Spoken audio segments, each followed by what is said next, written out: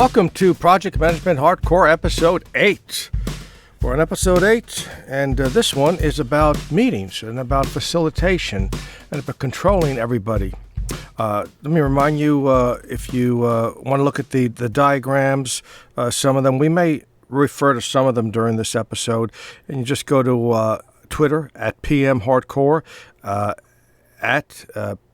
PMHARDCORPS, and just click on media when you get there, and then from there you can refer to the diagrams, and some of them will refer to probably Papa 1, P1, P2, and P3, and they're right on top.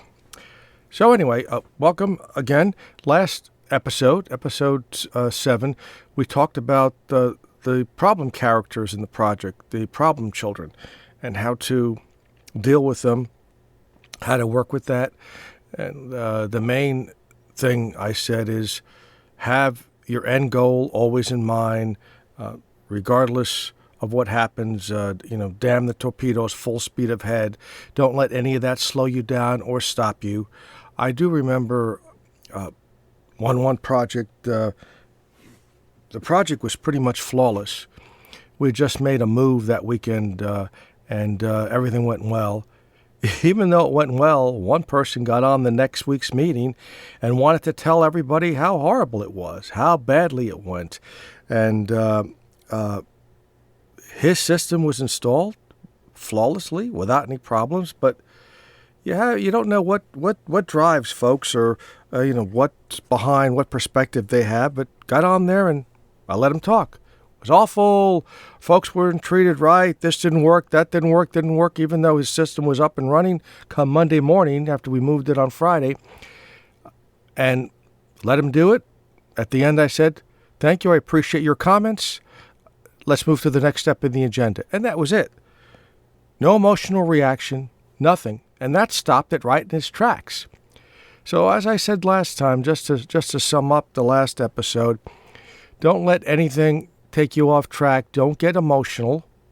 Don't let anybody see you get emotional. Just focus on the steps, the agenda, the end goal. And nothing will bother you, because all these things, like I said, all these barking dogs, as you're walking down the street, fence after fence, barking dog after barking dog, doesn't make a difference. You're still going to get to the end of the block. You're still going to get to town or whatever your destination is. So keep that in mind, and it does make a difference. Just a side note here. So I don't know if I'm sure you don't know it, but I'm a sci-fi nut. I also write sci-fi novels and short stories. Nothing published yet. Getting close, but nothing yet. Believe it or not, I just started watching my favorite Star Trek franchise, Star Trek Enterprise. Probably this must be the 7th or 8th time. And every time I watch it, I learn new things and see new things. It's just like any other movie or any other book. If you read it over again, you learn something new. I told myself I'd never watch it again, but I'm back. So anyway, this is about facilitation and meetings, and you've heard it before. Let's go over it here. Essentially, a project manager is a facilitator. You don't have, let's say, you move in a data center. You may know nothing about a data center. You're building software. You don't know anything about programming or how to design software. A building, a new hospital or something. You're not a civil engineer. You're not a electrical engineer. You're not a contractor. It doesn't make a difference. You're a project manager, in my mind, is a facilitator of people and resources. You get the right experts, and you use those experts. The expert in the particular thing you're doing should be on your core team, and you rely on them 100%. Don't micromanage them. Trust them. Give them all the credit. Let them have their own meetings if they need to. And that's how you get things done. At the end, you were still the project manager, so you're a facilitator. You also facilitate meetings. What does facilitation mean? The way I like to think about it, and I'm not going to go by the dictionary, is you're assisting in moving the process forward. You're guiding folks and initiating conversations and moving them along, initiating thoughts to move the process forward towards a goal. In a meeting is an agenda to follow. So you're moving the conversation, the ideas towards that, you're following that agenda towards that goal of getting that particular product at the end of the meeting that you wrote the agenda for. Every meeting should have an agenda. Every meeting you should take minutes, really, to cover yourself essentially. But if you can't, if they're not there, it's hard to facilitate and take the notes at the same time, but at least then at the end of the meeting, summarize it. Summarize what everybody said, and then put it out in an email. Let them all see it. And so if they're not exact minutes, and you heard something, you have it in there, someone will come back and say, oh, no, I thought we decided this or this. Well, then at least now you can work on that and figure out what it really was. So if you don't have the personnel to take the minutes during that, then write a summary afterwards of all the key points and send out the key points. Actually, that's probably better to do the key points anyway, because these days people don't like to read a lot. So 2 or 3 pages of minutes, they probably won't read. But if you take those 2 or 3 pages of minutes and make, up to 10 key points, bullet points, they'll read that. And then you get feedback, and that's what you want. So your task during the meetings, your task as a project manager, and to me, it's the same thing. Whether I'm talking now, this episode is about facilitating meetings, but it's the same thing as facilitating the project.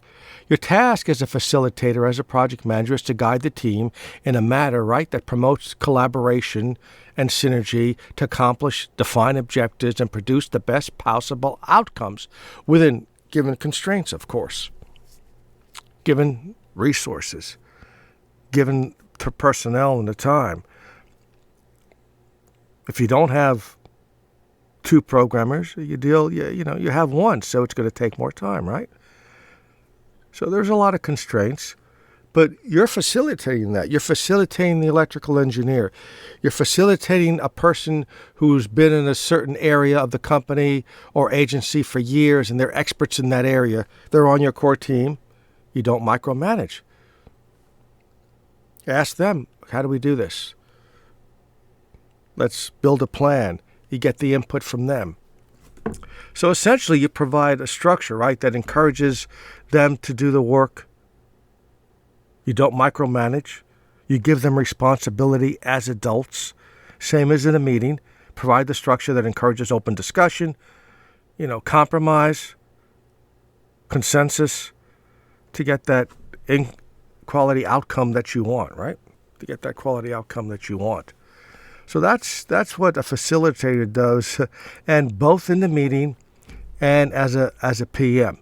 Now, in a meeting, and you want to have these written down, you want to establish ground rules. You want to do this for a meeting. You want to do this for a class, if you're going to teach a class. I've seen a lot of instructors do that in a class, and it makes sense because otherwise folks take advantage and it slows it down. So you make certain ground rules. I'll give you some that are the ones that are used the most, but you can make up your own depending on the environment, depending on the circumstances, right? Depending where you are. Use your initiative. Adapt. Add things that make sense to have there. So the bigger the meeting, the more ground rules you should really have. Because if you're working with 5 people, you don't need that many. If you're going to have 30, 35 people, 80 people, make sure you have all those ground rules. For example, my favorite one is silence is concurrence. If you don't say anything the entire meeting, that means you agreed with everything. So that does 2 things. If they don't agree, they got to open their mouth because now they know the rule, right? There's some people, you've seen this happen. Years ago it happened before I set these ground rules. They'd sit there the whole meeting, say nothing at the end. After 30 minutes or a half or an hour, oh, I don't agree with that. Well, where were you 55 minutes ago? So silence is concurrence. Be on time, of course, because then you don't want somebody walking in 10 minutes late and you got to catch them up. It wastes everybody's time. Not being on time is not respectful to everybody else in the meeting, because that means you don't care about their time. And you don't care if they have to repeat everything over again. Stick to your agenda. That keeps you safe. That keeps you headed towards the goal, towards the product. You built it for some reason, right? You're trying to get someplace. Stick to it. When they try to, take you off that, pull back. Hey, we've only got 30 minutes. We've only got an hour. We need to finish this agenda, and then we can talk about that. Or we can take it offline. There'll always be people or folks trying to do that. That's okay. But just make sure you stick to the agenda. And you tell them, we can talk about it after. If we complete the agenda in less than 60 minutes, let's bring that up again. Write it down so you don't forget. Listen to everybody. Give everybody a chance to talk. And, don't judge anybody's opinion. Don't judge anybody's perspective. Even be careful of the words you say. If you tell somebody, well, that's a fair perspective. Well, that's their perspective. Whether it's fair or not, really, you're not the judge of that, are you? You shouldn't be. So what's an unfair perspective? As a facilitator, you're just trying to get their opinions, their ideas, their point of views, and appreciate them all. And then let them discuss and let them come to consensus. Let them figure out what the direction is going to be. Sometimes the direction is given by the expert. Here's what we need to do to get there. If you have only one expert, you got to follow. More than one, then they may have different opinions, and then they talk it through, and you facilitate that, and then you move on. Consider all the feedback, and make sure anything you give out, you give a deadline to. So if you give out an assignment or something has to be done, give a time. Because next week's meeting will come and say, I didn't know you needed it this week. So make sure you give a time. Now, all these rules that you give at the beginning, write them down. There should be the first slide in your PowerPoint agenda. I usually use PowerPoint agenda because you can put some graphics in it and it looks nice. And people like to see that. A Word or Excel or a Microsoft project, they're too dull. So put some excitement into your agendas. So get agreement on these rules. They're all up there. You go through them quick. And, explain how you're going to facilitate, how you're going to interact, and that sort of thing. If you're going from a data center move to a software development project to building a hospital, you're not going to be the experts. If you are, you're obviously a genius, but you're not going to be the experts at any of those things. So that's not your job. Your opinion is not your job. Your job is to facilitate these folks and get them to the end of the project and to produce the deliverables. So have the objectives, have the agenda, then go through that, explain the objectives. You already went over the ground rules, right?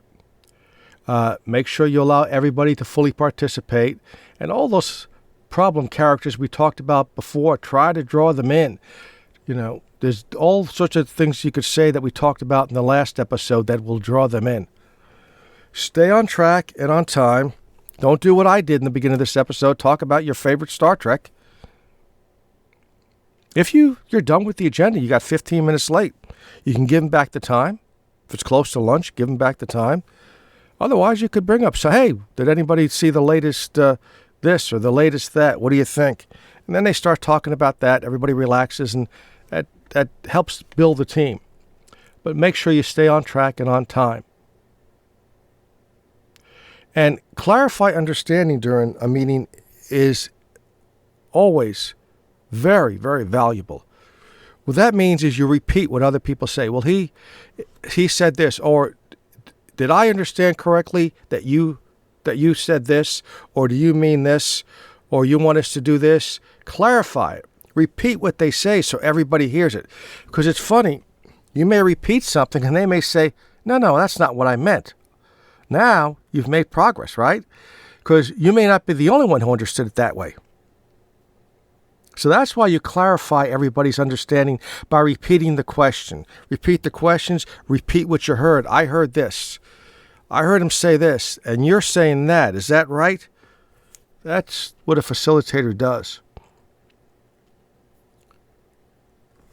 And obviously, recap at the end of the meeting or halfway through. When you've come to a decision, recap what you've done and then move on to the next agenda piece. The more participation you have in the meetings, the better. And how do you do that? You ask questions like we talked about in the last episode. Who else has an idea? Has everybody been heard? That's an important one. Has everybody been heard? And you look around. Oh, and if you know someone hadn't said, hey, what do you think of what we just said? You have an opinion on this? You could say, let's hear from someone who hasn't spoken in a while. Or is there another perspective on this topic, on this issue, on this problem? Anybody? Come on, someone has to have another idea. We're sort of stuck here. Can someone come up with anything out of the box? Anything? Anybody? Is this discussion raising questions for anybody, or is everybody clear? Here's what he said. Here's what she said. Here's what the other person said. Did everybody understand it that way, like I did? Yes. Okay. Then, are we all set? Do we all agree on this? Yes. All right. Let's move on to the next part of the objectives. Part of the agenda. I'm sorry. So always explain your objectives so you get in the buy-in, and make sure everybody understands what the objectives and what the agenda is in the meeting. So you've all got your eye on that target. You're all ready to grab that ring.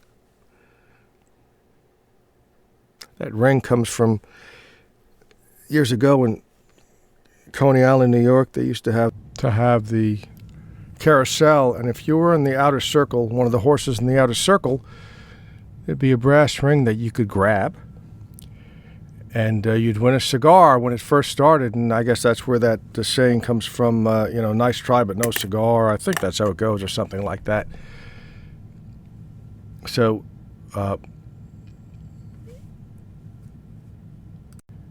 make sure everybody has their eye on that ring.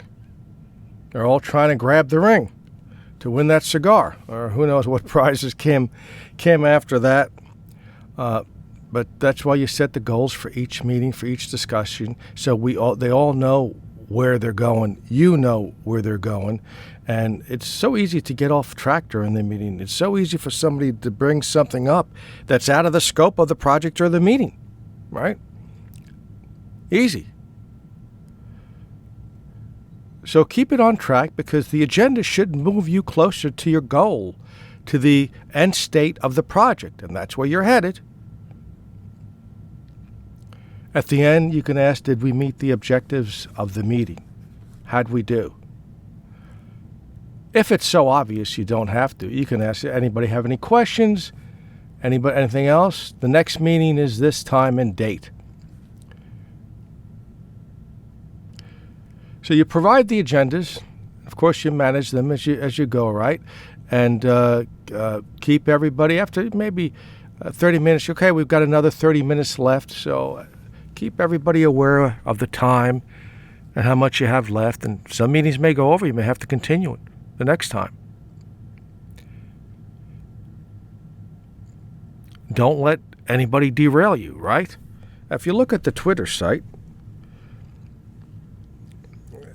if you look at P1 on there, well, that's for one project. That's what I used as a first slide, because these were setting up two different, Z was one data center, X was another, setting them up, and these were things that had to happen.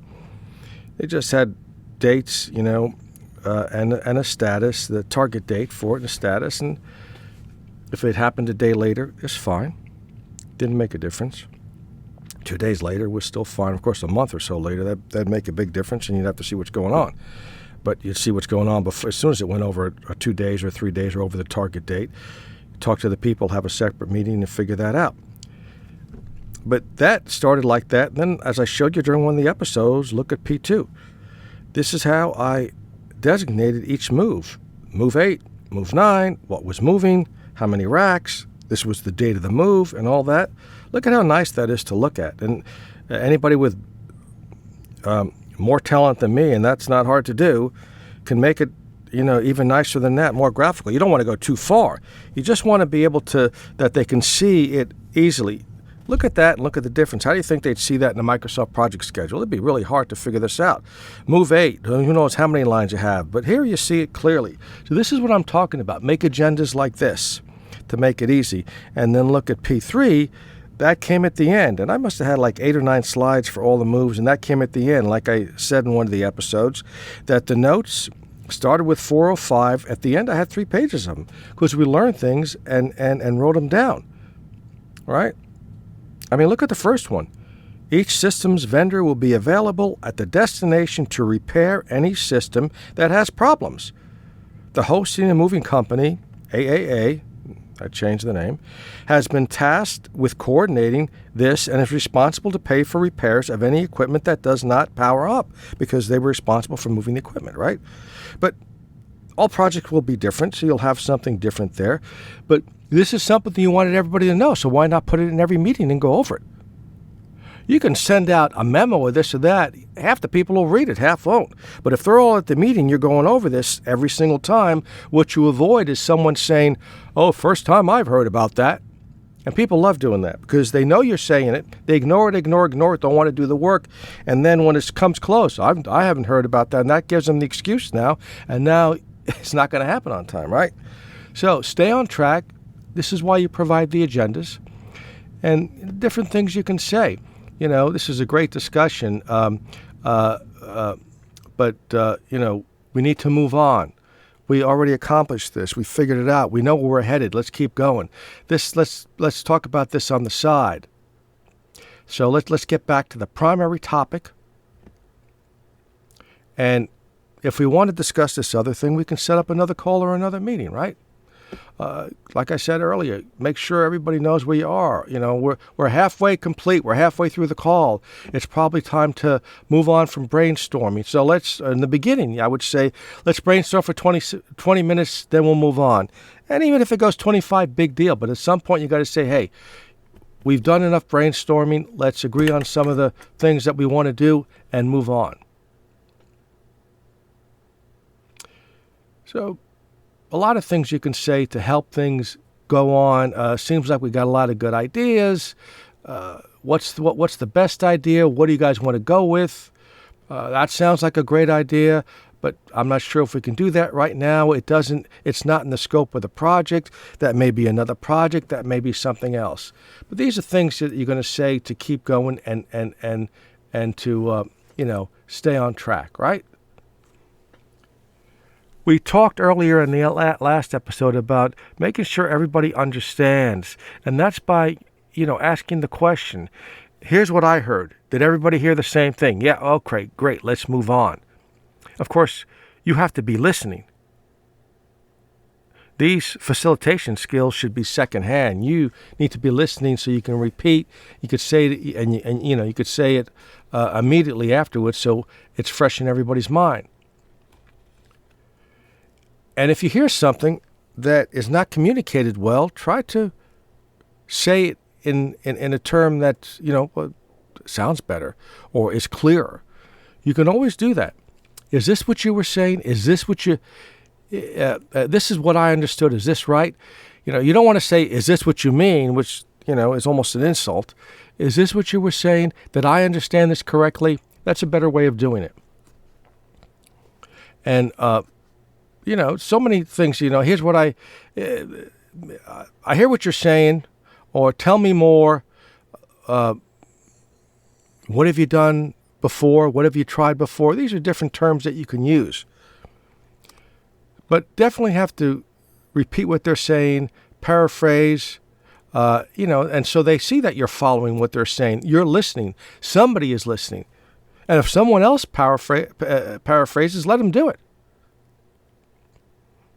You can just go back with the general idea. This is what I this is the general thing I heard. Can you give us more details? Summarize what they say. Restate what they said.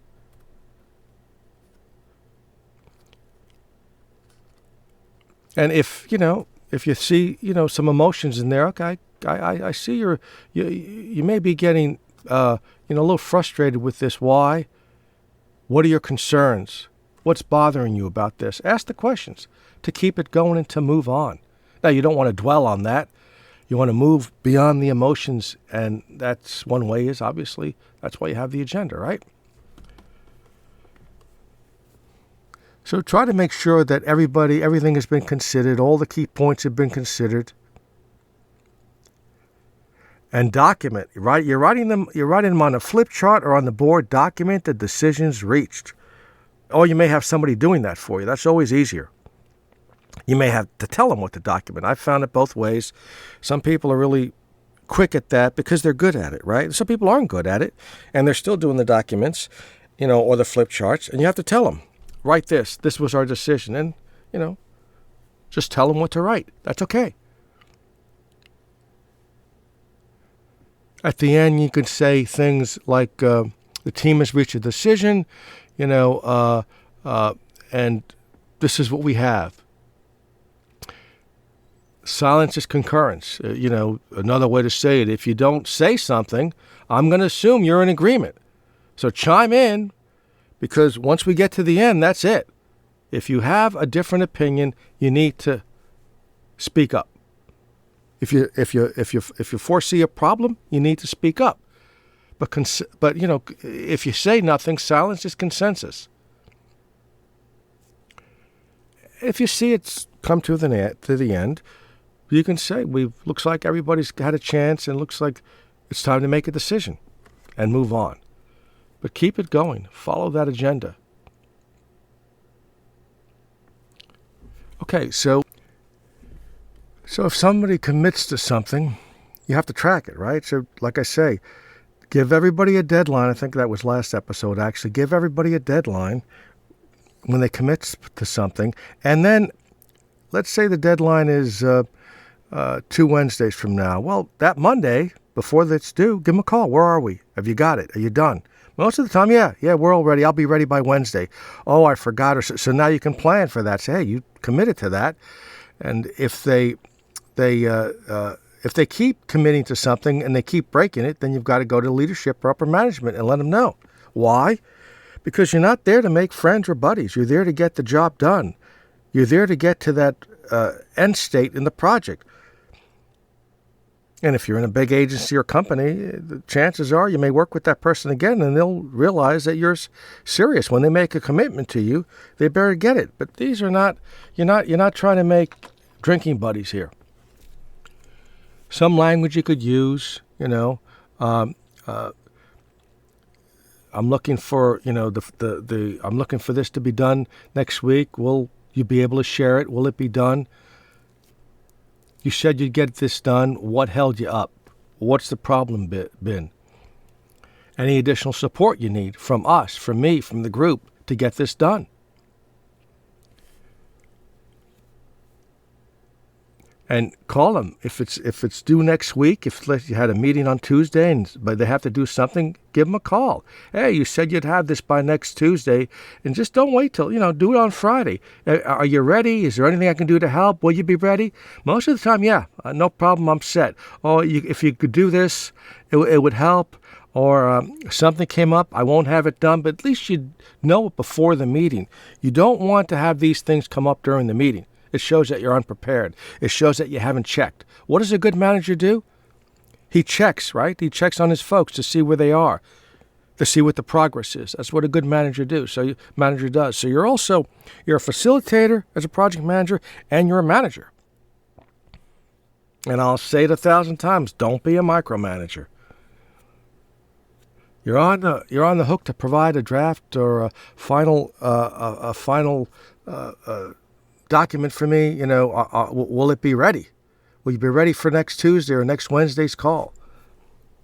Ask those questions, but keep after it, and definitely keep track of commitment. So, you've got the decisions you've made on a flip chart or on a board or who knows where. It could be somebody could be on the computer and projecting it, but you also need to have the commitments up there. Okay, these are the action items. You said you would do this. This person's doing this, or this person's doing that. So you've got the decisions you made at the end of the meeting, and you've got your action items. Action items. What's going to be done next? So after that, what's left? To recap, here's what we've done. These were our decisions we made, and these are the action items. This is due next week from this person, and this person's responsible for it. This other person, this is due in 2 weeks, and they're responsible for it. And then, here's the next steps. Here's what we do next. If you have the next agenda, great. Show them. Here's what we're going to do at the next meeting. And remind them of the date. Remind them of all that. It's just simple. Like today's call, we were able to agree upon the deliverables from one of our major work streams. The work stream leads will provide proposed milestones, dates for groups, discussions on next Wednesday's call. Here's the action items. The draft for the design will be due next Wednesday, and then we'll all critique it. And then after that, we've got 2 weeks for the final design. Our discussion was really good. We finalized a lot of things. Great job. Recap it. That's what makes it successful. So that's really the main things in a meeting. You are a facilitator and a manager. Your job is not to make the decisions without the group. You're going to make decisions as a project manager. But remember, you've got experts on board, and decision might be, I'm going to go with what they say. If there's problems, then those are your decisions, how to fix them, who to call, how to get around them. That's a project manager's work. But the meetings and the facilitation of those meetings, there's work that goes into that, and you've got to do it. So it looks like in episode 7, we discussed the problem characters first. And during all this, they could all come into play, but now you know some ways to handle them. And there's always a way, just keep calm. And sometimes you do what I said earlier. You let them talk. Okay, thank you very much for your comment. Appreciate it. And you move on. Everybody else on the phone knows if the person's a bad character, but at least they got it out of their system, and you move on. So that's it for meetings. That's it for facilitation. I hope you enjoyed it, and hope to see you next time. Thanks again for listening. Take care.